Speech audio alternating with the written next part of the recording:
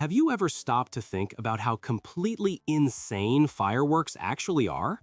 Think about it.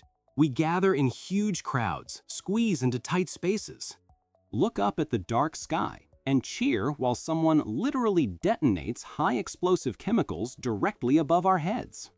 It is the only time in human existence where the sound of a bomb blast makes people smile instead of run for cover. We burn millions of dollars in mere seconds just to see pretty lights fade away. But why?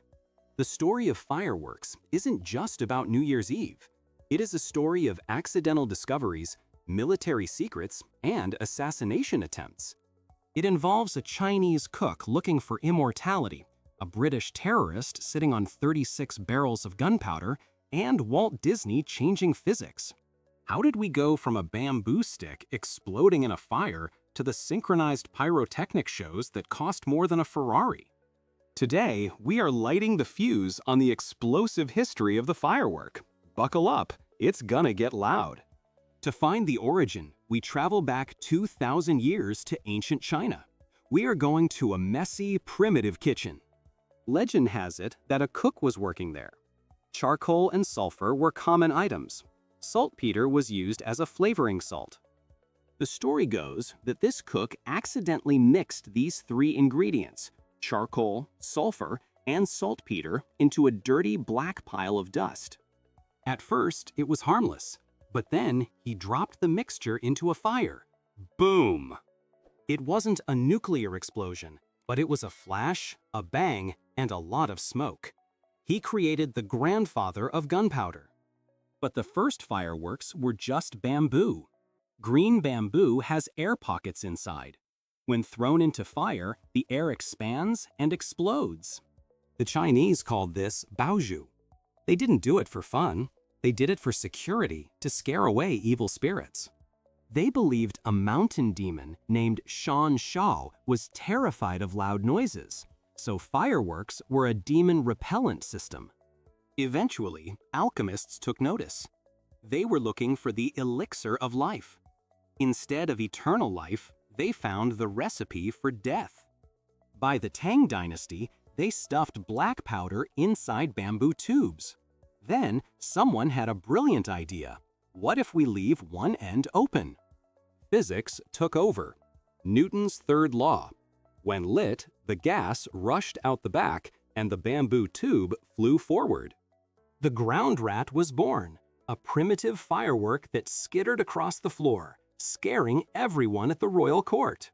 But humans immediately thought, how can I kill someone with this? In 1274, the Mongols invaded Japan with a nasty surprise. Scrolls show samurai terrified by iron balls flying through the air and exploding. These were thunder crash bombs. This was the moment the firework lost its innocence. The technology to scare ghosts was now used to blow up soldiers. Fast forward to Europe. The recipe traveled via the Silk Road. By the 17th century, gunpowder was everywhere. Let's talk about the most famous firework that didn't go off. November 5th, 1605, London, Guy Fawkes. He was found hiding in a cellar beneath the House of Lords, sitting on 36 barrels of gunpowder. His plan? To blow up King James I and the government. It would have been the largest terrorist attack in history. He was caught. The British lit bonfires to celebrate.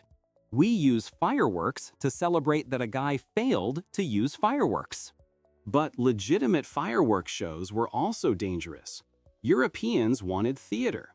They built giant wooden castles and dragons.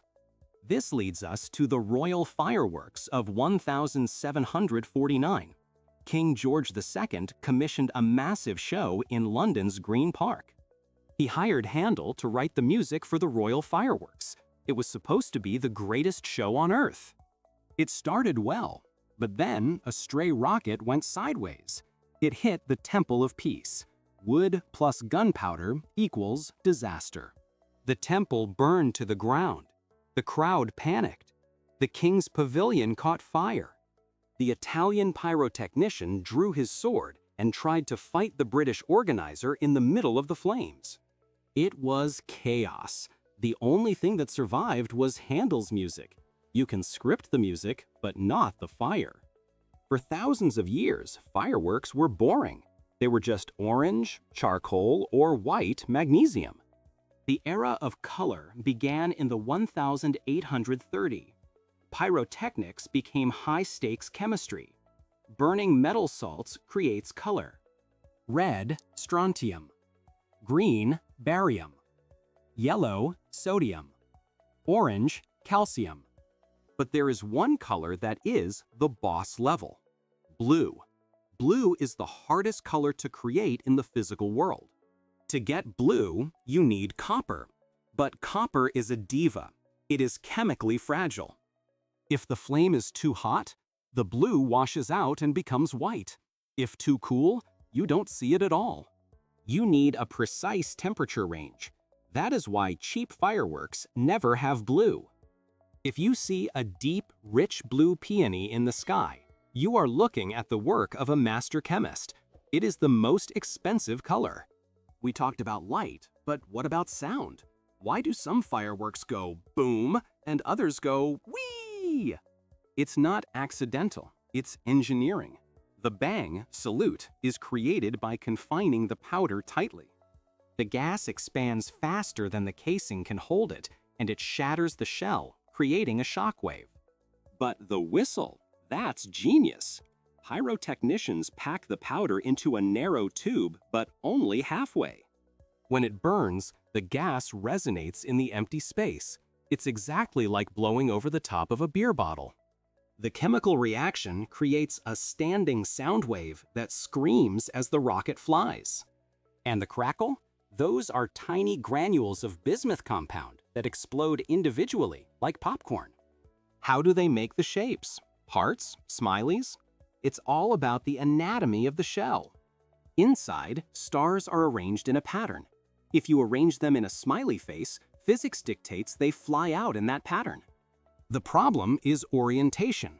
You can launch a smiley, but if the shell rotates, the audience sees a sideways smiley.